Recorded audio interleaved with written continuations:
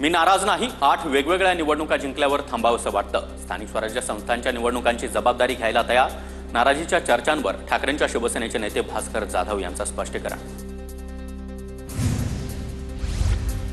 भास्कर जाधव मुंबईत आल्यावर उद्धव ठाकरेंशी बोलतील. भास्कर जाधव हाडाचे शिवसैनिक.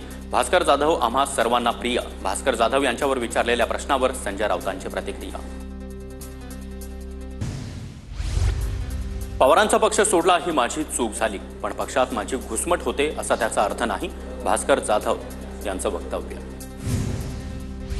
भास्कर जाधव यांच्यासह अनेकांनी विपरीत परिस्थितीमध्ये शरद पवारांची साथ सोडली. वेगळ्या परिस्थितीनं निर्णय घ्यायला लागल्याचं ते खासगीत सांगतात. अनिल देशमुखांची प्रतिक्रिया.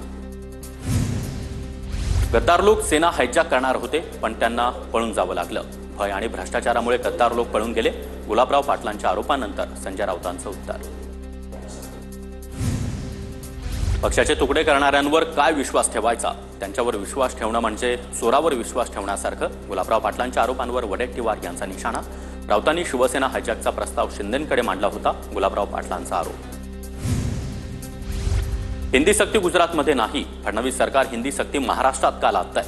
राष्ट्रीय पातळीवरून मराठीपण नष्ट करण्यासाठीच हे कारस्थान. हिंदी सक्तीवरून संजय राऊतांचा राज्य आणि केंद्र सरकारवर आरोप.